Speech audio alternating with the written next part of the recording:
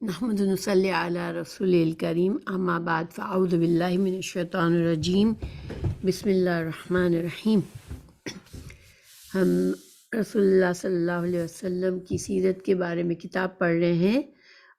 آج ہمارا سبق نمبر 9 ہے اس سلسلے میں، اور ہم جس سبجیکٹ پر جس ٹاپک پر پہنچے ہوئے اس کا نام ہے مسلمانوں کی تعذیب۔ تو یہاں تک ہم نے یہ پڑھا تھا کہ جب رسول اللہ صلی اللہ علیہ وسلم کو اللہ سبحانہ تعالیٰ نے حکم فرمایا کہ اب آپ کھلم کھلا دین کی تبلیغ کریں، تو پھر بہت سارے اختلافات اٹھے، اور قریش نے اور مکہ کے جو بھی مشرکین تھے سب نے بہت زیادہ اس چیز پر مخالفت کی، اور نہ صرف مخالفت کی بلکہ بہت سی چالیں چلی، بہت رکاوٹیں ڈالنے کی کوشش کی۔ رسول اللہ صلی اللہ علیہ وسلم کے بارے میں مختلف قسم کے الزام تراشی کی، اور لوگوں کو حد درجہ کوشش کی کہ نئے لوگوں تک دین کا یہ پیغام نہ پہنچ سکے۔ تو حج کا زمانے میں بھی وہ کوشش کرتے تھے، جب حج کے زمانے میں جب ہر طرح سے لوگ آتے تھے خانہ کعبہ میں اپنی اپنی عبادت کے لیے، کیونکہ خانہ کعبہ میں انہوں نے کئی بت رکھے ہوئے تھے، تو اس زمانے میں بھی وہ بڑی کوشش کر کے پوری پلاننگ کے ساتھ انہوں نے ایسی تدابیر کی کہ رسول اللہ صلی اللہ علیہ وسلم کی بات کسی تک نہ پہنچ سکے، بلکہ اگر آپ صلی اللہ علیہ وسلم کسی کو بات پہنچائے بھی تو وہ پھر فوراً وہ ایسی تدابیر کرتے کہ ان اشخاص کو آپ صلی اللہ علیہ وسلم کے بارے میں شکوک و شبہات ڈال دیتے تھے، تاکہ وہ آپ کی بات پر غور و فکر نہ کرے۔ لیکن بہرحال دین پھر بھی آہستہ آہستہ پھیل رہا تھا، مسلمان ہوئے تھے بہت سے۔ تو اب ان مسلمانوں کے ساتھ کیا کیا جاتا تھا، اس کے بارے میں آج تھوڑا جانیں گے کہ جب انہوں نے دین کو روکنے کی اس آپ صلی اللہ علیہ وسلم کے اس مشن کو روکنے کے لیے جب تدابیر کرنی شروع کی، تو اس میں یہ ایک تدبیر یہ بھی تھی کہ اس کے تحت مسلمانوں کو ایسی ایسی تکلیفیں دی گئی کہ ان کے تصور ہی سے رونگٹے کھڑے ہو جاتے ہیں اور دل شک ہو جاتا ہے۔ مثلا حضرت بلال بن رباح رضی اللہ عنہ امیہ بن خلف کے غلام تھے۔ امیہ ان کے گلے میں رسی ڈال کر بچوں کے حوالے کر دیتا اور وہ انہیں کھینچتے پھرتے، اور اس دوران بلال رضی اللہ عنہ احد احد کہتے رہتے۔ احد یعنی کہ ایک، اللہ ایک ہے۔ اس کے علاوہ امیہ ان کو دوپہر کی چلچلاتی دھوپ میں جلتی ریت یا پتھر پر ڈال کر سینے پر بھاری پتھر رکھوا دیتا، پھر کہتا یا تو محمد صلی اللہ علیہ وسلم کے ساتھ کفر کر، یا لات اور عزیٰ کی پوجا کر، یا اسی حالت میں پڑا پڑا مر جا۔ لیکن بلال رضی اللہ عنہ برابر احد احد کہتے رہے۔ ایک روز حضرت ابو بکر صدیق رضی اللہ عنہ گزرے۔ جب حضرت بلال کو اسی طرح کی اذیت دی جا رہی تھی، تو حضرت ابو بکر صدیق نے انہیں اس مصیبت میں دیکھا تو خرید کر اللہ کے لیے آزاد کر دیا۔ عامر بن فہیرہ رضی اللہ عنہ کو اس قدر مارا جاتا تھا کہ ان کی عقل جاتی رہتی تھی، اور ان کی سمجھ میں کچھ نہیں آتا تھا کہ وہ کیا کرے۔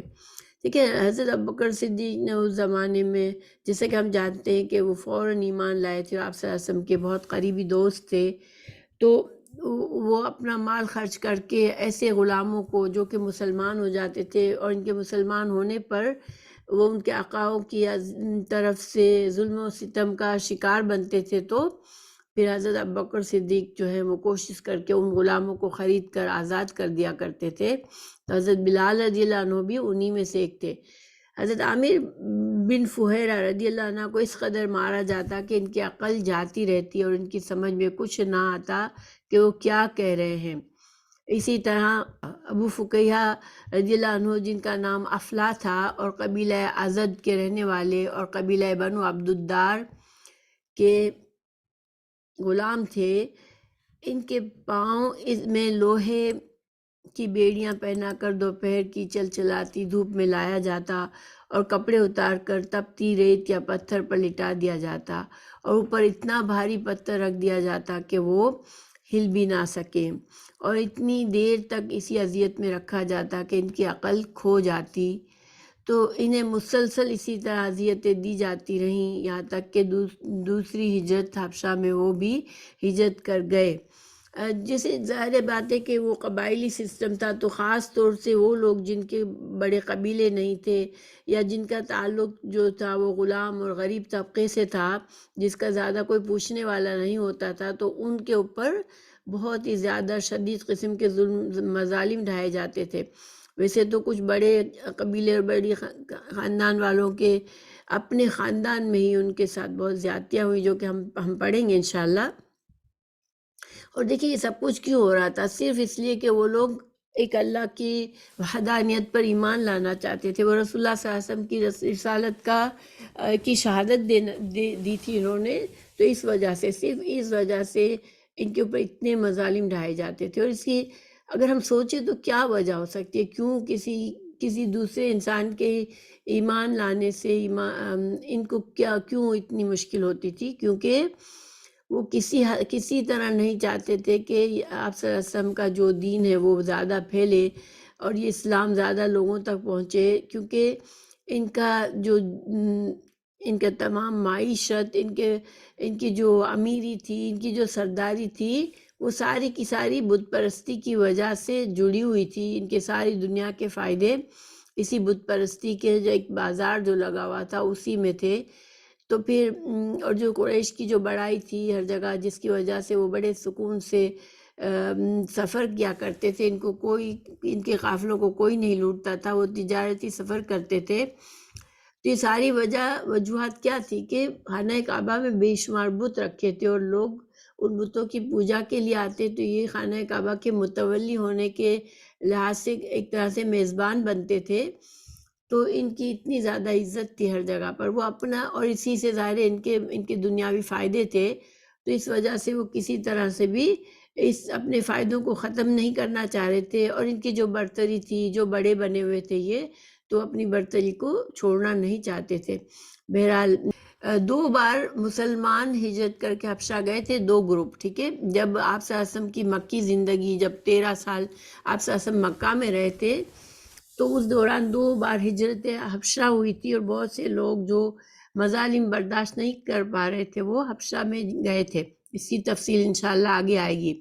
تو انہی میں یہ بھی صحابی بھی گئے، اور ایک بار اسی طرح ان کے دونوں پاؤں کو رسی سے باندھ کر انہیں گھسیٹتے ہوئے لے جایا گیا، اور جلتی زمین پر ڈال کر اس طرح ان کا گلا گھونٹ دیا گیا، یوں لگتا تھا جیسے مر گئے ہیں۔ اسی دوران میں حضرت ابوبکر صدیق رضی اللہ عنہ وہاں سے گزرے، اور انہیں بھی خرید کر اللہ کی راہ میں آزاد کر دیا۔ حضرت ابوبکر صدیق کی طرف سے یہ نیکی تھی، اللہ تعالیٰ نے یہ توفیق دی تھی کہ وہ اپنا مال اس نیک کام کے لیے خرچ کرتے تھے۔ مشہور صحابی خباب بن ارت رضی اللہ عنہ زمانہ جاہلیت میں قید ہو کر آئے تھے۔ انہیں بنو خزاعہ کی ایک عورت ام انمار بنت سبا نے خرید لیا تھا۔ یہ لوہار تھے۔ جب مسلمان ہوئے تو ان کی مالکن لوہے کا جلتا ہوا ٹکڑا لے کر آتی اور ان کی پیٹھ پر ڈال دیتی تاکہ محمد صلی اللہ علیہ وسلم کے ساتھ کفر کرے، مگر اس سے ان کا ایمان اور زیادہ بڑھ جاتا۔ انہیں مشرکین بھی سزائے دیتے، کبھی گردن مروڑتے، کبھی بال نوچتے، کئی بار تو جلتے ہوئے کوئلوں پر ڈال دیا، جنہیں ان کی پیٹھ کی چربی ہی نے بجھا دیا۔ اللہ دیکھیں کتنے ظلم برداشت کیے اسلام کے لیے ان لوگوں نے، اور اتنے ہی درجات یہ سابقون اولون تھے، اور غریب طبقہ لوگ تھے جن پر آسان تھا ظلم و ستم کرنا۔ حضرت زنیرہ رضی اللہ عنہ ایک رومی لونڈی تھی۔ وہ مسلمان ہوئی تو انہیں اللہ کی راہ میں اس قدر تکلیف دی گئی کہ وہ اندھی ہو گئیں۔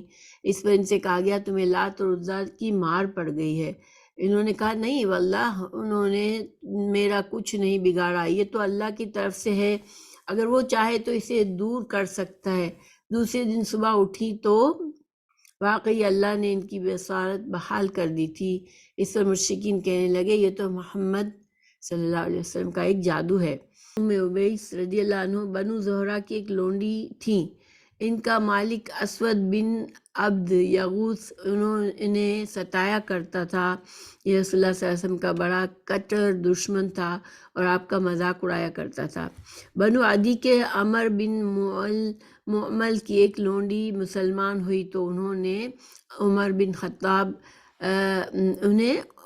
خطاب رضی اللہ عنہ نے ستایا۔ اس وقت تک حضرت عمر جو تھے وہ مسلمان نہیں ہوئے تھے، تو انہوں نے ان کو ستایا کرتے تھے اس لونڈی کو۔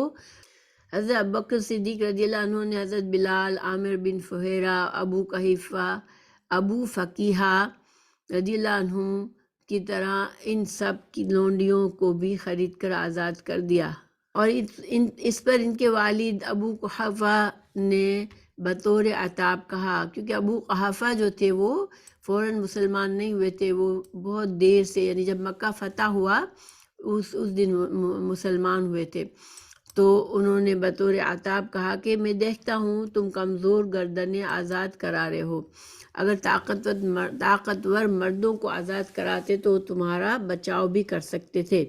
ابوبکر صدیق رضی اللہ عنہ نے فرمایا میں اللہ کی رضا چاہتا ہوں۔ سبحان اللہ، یعنی کہ ان کے والد کو یہ ہوتا تھا کہ یہ اپنا پیسہ بیکار کمزور غلاموں کو آزاد کرانے میں ضائع کر رہے ہیں، اگر کوئی طاقتور مردوں کو اگر یہ آزاد کریں گے تو ان کو کچھ فائدہ بھی پہنچے گا۔ تو بہرحال اس پر اللہ تعالیٰ نے ان کی تعریف فرمائی، یعنی اللہ سبحانہ تعالیٰ کو حضرت ابوبکر صدیق کا یہ جواب اتنا پسند آیا، تو اللہ تعالیٰ نے قرآن میں ان کی تعریف اور ان کے دشمنوں کی مذمت میں آیت اتاری، فرمایا فَانذَرْتُكُمْ نَارًا تَلَظَّىٰ لَا يَصْلَاهَا إِلَّا الْأَشْقَىٰ الَّذِي كَذَّبَ وَتَوَلَّىٰ وَسَيُجَنَّبُهُ الْأَتْقَىٰ الذي يؤتي ماله يتزكى وما لأحد عنده من نعمة تجزى إلا ابتغاء وجه ربه الأعلى ولسوف يرضى۔ میں نے تم کو ڈرایا ہے ایک بھڑکتی ہوئی آگ سے، ان آیت کا ترجمہ ہے، میں نے تم کو ڈرایا ہے اس بھڑکتی ہوئی آگ سے جس میں وہی بدبخت داخل ہوگا جس نے جھٹلایا اور منہ پھیرا، یعنی امیہ بن خلف اور اس جیسے کام کرنے والے دوسرے لوگ، اور اس سے وہ پرہیزگار بچا لیا جائے گا جو اپنا مال پاکیزگی حاصل کرنے کے لیے دیتا ہے اور اس پر کسی کا احسان نہیں ہے، اور کہ وہ اس کا بدلہ دیا جا رہا ہے ہو، بلکہ اس کا مقصد محض اپنے پروردگار کی خوشنودی حاصل کرنا ہے اور وہ یقیناً راضی ہو جائے گا۔ یعنی حضرت ابوبکر صدیق رضی اللہ عنہ کی تعریف فرمائی اللہ تعالیٰ نے کہ وہ اپنا مال خرچ کرتے ہیں، اس لیے نہیں خرچ کرتے کہ لوگوں کا احسان اتار رہے ہیں وہ، بلکہ وہ اللہ کی رضا کے لیے، خالص اللہ کی رضا کے لیے کر رہے ہیں، اللہ تعالیٰ ضرور راضی ہوگا ان سے۔ اور یہ ہے ابوبکر صدیق رضی اللہ عنہ، ان سے بھی راضی ہو، اللہ ان سے بھی راضی ہو، اور انہوں نے جن غلاموں اور لونڈیوں کو آزاد کرایا ان سے بھی اور تمام صحابہ کرام سے بھی، آمین۔ اس کے علاوہ حضرت عمار بن یاسر اور ان کے والدین رضی اللہ عنہ کو بھی سزائیں دی گئی۔ یہ لوگ بنو مخزوم کے حلیف تھے جن کا ایک سردار ابو جہل تھا، چنانچہ اس کی سرکردگی میں قبیلے والے ان لوگوں کو سخت دھوپ کے وقت ابطح میں لے جاتے اور اس کی گرمی میں تپاتے۔ ایسی حالت میں رسول اللہ صلی اللہ علیہ وسلم ان کے پاس سے گزرتے تو فرماتے آل یاسر صبر کرنا، تمہارا ٹھکانہ جنت ہے، اے اللہ آل یاسر کو بخش دے۔ دیکھیں یہ شہری علاقہ تھا تو آپ امیجن کر سکتے ہیں کہ کڑکتی ہوئی دھوپ میں وہ صحرا کی مٹی کتنی زیادہ گرم ہو جاتی ہوگی، اس گرم مٹی پر ان کو لٹایا جاتا تھا، اور آپ صلی اللہ علیہ وسلم پھر وہاں سے گزر کر ان کے لیے دعا فرماتے تھے۔ اسی طرح عذاب سہتے سہتے یاسر اس دنیا سے چل بسے اور قبیلہ مزہج کی ایک شاخ آنس سے تعلق رکھتے تھے، اور ان کے والد کا نام عامر اور دادا کا نام مالک تھا۔ تو یعنی کہ عمار بن یاسر کے جو والد تھے وہ انہی اذیتوں کی وجہ سے وہ دنیا سے رخصت ہو گئے۔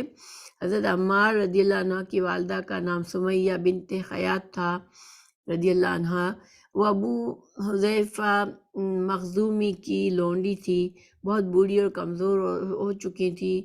انہیں کم بخت ابو جہل نے شرمگاہ میں نیزہ مارا، جس سے وہ شہید ہو گئی، اور یہ اسلام کی سب سے پہلی شہیدہ ہیں، اللہ ان سے راضی ہو۔ باقی رہے عمار رضی اللہ عنہ تو عذاب ان کی برداشت سے باہر ہو گیا۔ مشرکین سخت گرمی کے دنوں میں کبھی انہیں لوہے کے زرہ پہنا دیتے، کبھی سینے پر سرخ بھاری پتھر رکھ دیتے، کبھی پانی میں ڈبو دیتے، یہاں تک کہ ایک روز انہوں نے مجبوراً ان کے مطلب کی بات کہہ دی، لیکن دل ایمان سے بھرا ہوا تھا۔ اس پر اللہ تعالیٰ نے یہ نازل فرمائی۔ دیکھیں دونوں والدین تو، والدہ شہید ہو گئی، والد برداشت کرتے کرتے دنیا سے چل بسے، مگر جب حضرت عمار رضی اللہ عنہ جو تھے ان کے اوپر ظلم و ستم چلتا رہا، یہاں تک کہ وہ ایک دن مجبور ہو کر وہ ایسی بات کر بیٹھے جو کہ آپ صلی اللہ علیہ وسلم کے لیے نازیبہ بات کر دی انہوں نے، مگر وہ مجبور تھے، ان کا دل تو ایمان سے بھرا ہوا تھا۔ اس پر اللہ تعالیٰ نے یہ آیت نازل فرمائی، إِلَّا مَنْ أُكْرِهَ وَقَلْبُهُ مطمئن بالایمان ولیکن من شرح بالکفر صدرا فعلیہم غضب من اللہ ولہم عذاب عظیم۔ جس شخص کو کفر پر مجبور کیا گیا اور اس کے دل ایمان کے ساتھ مطمئن تھا، لیکن اس کے سوا جو کوئی اللہ کے ساتھ کفر کرے، یعنی کھلے دل کے ساتھ کفر قبول کر لے، تو ان پر اللہ کا غضب ہو اور انہی کے لیے زبردست عذاب ہے۔ تو چونکہ حضرت عمار کا اپنا دل تو ایمان سے بھرا ہوا تھا، انہوں نے جو کفریہ کلمات کہے وہ صرف مجبور ہو کر کہے تھے، تو اللہ تعالیٰ نے یہ آیات نازل فرمائی۔ اللہ کی راہ میں حضرت مصعب بن عمیر کو رضی اللہ عنہ کو بھی اذیتیں دی گئی۔ یہ بڑے ناز و نعم میں پلے بڑے تھے، اسلام لائے تو ان کی ماں نے ان کا کھانا پانی بند کر دیا اور گھر سے نکال دیا، چنانچہ سانپ کی کینچلی کی طرح ان کی چمڑی ادھڑ گئی۔ دیکھیں یہ بہت ہی امیر خاندان سے تھے، لیکن اس کے باوجود، اور یہ نوجوان تھے ابھی، اور بہت ہی عمدہ کپڑے پہنتے تھے، بہت عمدہ خوشبو استعمال کرتے تھے، اور بہت ہی پسندیدہ انسان تھے، لیکن جب اسلام میں داخل ہوئے تو حضرت مصعب بن عمیر رضی اللہ عنہ کی والدہ نے خود ان پر ظلم کیا اور ان کا کھانا پینا بند کر دیا۔ حضرت صہیب بن سنان رومی رضی اللہ عنہ کو اس قدر تکلیف دی گئی کہ وہ اپنی عقل کھو بیٹھے، انہیں پتہ ہی نہ چلتا تھا کہ وہ کیا کر رہے ہیں۔ حضرت عثمان بن عفان رضی اللہ عنہ کو طرح طرح سے ستایا گیا۔ ان کا چچا ان کو کھجور کی چٹائی میں لپیٹ کر نیچے سے دھونی دیتا تھا۔ حضرت ابوبکر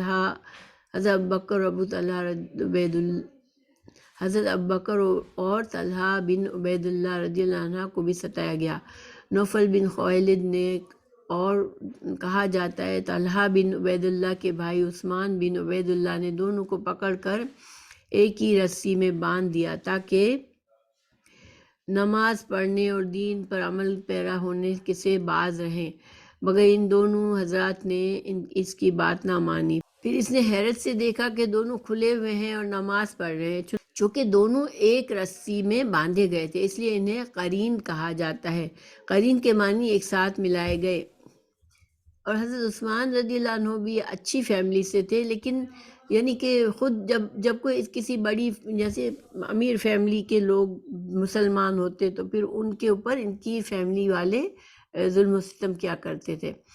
پھر ابو جہل کا حال یہ تھا کہ وہ جب کسی بااثر اور بچاؤ کے طاقت رکھنے والے آدمی کے اسلام لانے کی خبر سنتا تو اسے ڈانٹتا پھٹکارتا اور دھمکیاں دیتا کہ مال و عزت کو سخت نقصان پہنچاؤں گا، اور اگر کوئی کمزور آدمی اسلام لاتا تو اسے خود بھی مارتا اور دوسروں کو بھی شیش دیتا۔ اگر جس کسی بھی مسلمان ہونے کا پتہ چلتا مشرکین اس کے در پہ آزار ہو جاتے اور جہاں تک بس چلتا ستاتے اور تکلیفیں دیتے۔ یہ زیادتیاں تو کمزور اور عام مسلمانوں کے ساتھ ہو رہی تھی، لیکن بڑے اور معزز لوگوں میں سے کوئی مسلمان ہوتا تو مشرکین کو بھی ہاتھ اٹھانے سے پہلے بار بار سوچنا پڑتا۔ چنانچہ ایسے مسلمان سے اس کے ہم پلہ لوگ ہی حد درجہ احتیاط اور سوچ بچار کے بعد ٹکرانے کی جرات کرتے۔ رسول اللہ صلی اللہ علیہ وسلم کے ساتھ مشرکین کا رویہ، جہاں تک رسول اللہ صلی اللہ علیہ وسلم کا تعلق ہے تو اللہ تعالیٰ نے آپ کو ایسا رعب اور شرف اور وقار دے رکھا تھا کہ جب لوگ زیادتی کی جرات نہ کر پاتے تھے۔ مزید آپ کا جو ابو طالب کی حمایت اور حفاظت بھی حاصل تھی۔ حالانکہ حضرت ابو طالب مسلمان نہیں ہوئے تھے، مگر چونکہ ان کا اثر و رسوخ تھا، وہ بڑے سردار تھے، اور ابو طالب کو رسول اللہ صلی اللہ علیہ وسلم میں بہت زیادہ پیار تھا، بس وہ مسلمان نہیں ہوئے، ان کے نصیب میں ایمان ہی نہیں تھا۔ وہ قریش کے ایک عظیم سردار تھے اور ان کی بات مانی جاتی تھی، ان کے ذمہ داری کا احترام کیا جاتا تھا، اسے توڑنے کی جرات کسی میں نہ تھی۔ یعنی بہت ہی بااثر انسان تھے ابو طالب۔ یہ بنو عبد مناف کی چوٹی کے انسان تھے، اور قریش بلکہ سارا عرب اس خاندان کو عزت و احترام کی نظر سے دیکھتا تھا۔ اس لیے آپ کے اس تعلق سے مشرکین مجبور تھے کہ کوئی پرامن قدم اٹھائیں، چنانچہ انہوں نے ابو طالب سے گفت و شنید کا راستہ اپنایا، مگر کسی قدر سختی اور چیلنج کے ساتھ۔ تو دیکھیں، چونکہ ابو طالب کا بہت ہی اثر و رسوخ تھا، اس وجہ سے رسول اللہ صلی اللہ علیہ وسلم کو ایک طرح سے پروٹیکشن حاصل تھا، کیونکہ آپ کے پیارے بھتیجے تھے۔ تو اس وجہ سے اب قریش نے کیا چاہا کہ وہ کسی طرح حضرت ابو طالب، یعنی کسی طرح آپ صلی اللہ علیہ وسلم کے چچا ابو طالب سے بات چیت کر کے کسی طرح سے رسول اللہ صلی اللہ علیہ وسلم کو رکوانے کا کچھ بندوبست کرے۔ قریش اور ابو طالب کے درمیان گفتگو۔ قریش کے اشراف ابو طالب کے پاس آئے اور ان سے کہا، آپ کا بھتیجا ہمارے خاندانوں کو برا بھلا کہتا ہے، ہمارے دین پر عیب لگاتا ہے، ہمیں بیوقوف ٹھہراتا ہے اور ہمارے باپ دادا کو گمراہ کہتا ہے، لہٰذا یا تو آپ اسے روکیں یا ہمارے اور اس کے بیچ سے ہٹ جائیں، کیونکہ آپ بھی تو ہماری ہی طرح اس سے الگ دین پر ہیں، ہم اس سے نپٹ لیں گے۔ جواب میں ابو طالب نے نرمی سے بات کی اور انہیں خوش اسلوبی سے واپس کر دیا، چنانچہ وہ واپس چلے گئے اور رسول اللہ صلی اللہ علیہ وسلم کے دین پر کھلم کھلا کاربند رہ کر اس کی تبلیغ کرتے رہے۔ یعنی ان سے جھگڑا تو نہیں کیا ان سے جھگڑا نہیں کیا ابو طالب نے، لیکن رسول اللہ صلی اللہ علیہ وسلم کو بھی روکا نہیں دین کی تبلیغ سے۔ ابو طالب کو قریش کی دھمکی اور چیلنج۔ مگر جب قریش نے دیکھا کہ نبی کریم صلی اللہ علیہ وسلم اپنے کام اور اپنی تبلیغ میں لگے ہوئے ہیں تو مزید صبر نہ کر سکے، انہوں نے باہم بڑی چیمے گوئیاں اور شکوے کیے۔ پھر ابو طالب کے پاس جا کر عرض گزار ہوئے، ابو طالب، آپ ہم میں عمر رسیدہ ہیں، شرف اور منزلت رکھتے ہیں، ہم نے آپ سے عرض کی تھی کہ اپنے بھتیجے کو منع کریں، مگر آپ نے منع نہیں کیا۔ بخدا ہم یہ برداشت نہیں کر سکتے کہ ہمارے باپ دادا کو برا بھلا کہا جائے، ہمیں بیوقوف قرار دیا جائے اور ہمارے معبودوں پر عیب لگائے جائیں، لہٰذا آپ یا تو اسے منع کریں یا پھر ہم اور آپ کے اور اس کے مقابلے کے لیے نکل آئیں گے، اور اس وقت تک نہیں ٹلیں گے جب تک کہ ایک فریق کا خاتمہ نہ ہو جائے۔ یہ کہہ کر وہ لوگ واپس چلے گئے۔ ابو طالب کو یہ دھمکی اور چیلنج بڑا بھاری محسوس ہوا۔ انہوں نے رسول اللہ صلی اللہ علیہ وسلم کو بلا کر ان کی بات سنائی اور کہا، اب مجھ پر اور اپنے آپ پر رحم کرو اور میری طاقت سے زیادہ مجھ پر بوجھ نہ ڈالو۔ جب رسول اللہ صلی اللہ علیہ وسلم نے ان کی یہ کمزوری دیکھی تو فرمایا، چچا جان، واللہ اگر یہ لوگ میرے دائیں ہاتھ پر سورج اور بائیں ہاتھ میں چاند بھی رکھ دیں تو میں اس کام کو چھوڑ دوں تب بھی چھوڑ نہیں سکتا، یہاں تک کہ یا تو اللہ اس دین کو غالب کر دے یا میں اسی راہ میں ہلاک ہو جاؤں۔ اس کے بعد آپ صلی اللہ علیہ وسلم کے آنسو نکل آئے۔ یہ دیکھ کر ابو طالب کی محبت اور قوت ارادی پلٹ آئی۔ انہوں نے کہا، بھتیجے جاؤ، جو کہنا ہے کہو، واللہ میں تمہیں کبھی کسی بھی وجہ سے چھوڑ نہیں سکتا۔ قریش کی عجیب و غریب تجویز اور ابو طالب کا دلچسپ جواب۔ قریش نے دیکھا کہ ان کی دھمکی کارگر نہیں ہوئی، کیونکہ رسول اللہ صلی اللہ علیہ وسلم اپنا کام کیے جا رہے ہیں اور ابو طالب ان کی مدد پر ڈٹے ہوئے ہیں، جس کا مطلب یہ ہے کہ ان کو اپنے بھتیجے کی مدد کے مقابلے میں قریش کی عداوت اور جدائی منظور ہے اور وہ لڑنے بھیڑنے کے لیے تیار ہیں۔ اس لیے قریش کو ذرا توقف اور تأمل کرنا پڑا اور وہ دیر تک مشورہ کرتے رہے۔ آخر انہیں ایک عجیب و غریب تجویز سوجھی۔ قریش میں ایک شخص عمار بن ولید تھا، بڑا خوبصورت اور بانکا جوان اور جوانوں کا سردار۔ یہ لوگ اسے ساتھ لے کر ابو طالب کے پاس آئے اور کہا، ابو طالب اس نوجوان کو ہم سے لے لیجئے اور اسے اپنا لڑکا قرار دے دیجئے، آپ اس کی مدد بھی کیجئے اور دیت بھی لیجئے اور ہمیں اس کے بدلے اپنا بھتیجا دے دیجئے۔ یعنی محمد صلی اللہ علیہ وسلم تو آپ کے دین اور آپ کے باپ دادا کے دین کے مخالف ہے، اور جس نے آپ کی قوم میں پھوٹ ڈال رکھی ہے اور اس کی عقلوں کو معاف کر کے رکھا ہے، ہم اسے لے جا کر قتل کریں گے، بس یہ ایک آدمی کے بدلے ایک آدمی کا معاملہ ہوا۔ ابو طالب نے کہا واللہ تم لوگ انتہائی برا سودا کر رہے ہو، مجھے تم اپنا بیٹا اس لیے دے رہے ہو کہ میں اسے کھلاؤں پلاؤں اور مجھ سے میرا بیٹا مانگ رہے ہو تاکہ تم اس کو قتل کر دو، اللہ کی قسم یہ کبھی نہیں ہو سکتا۔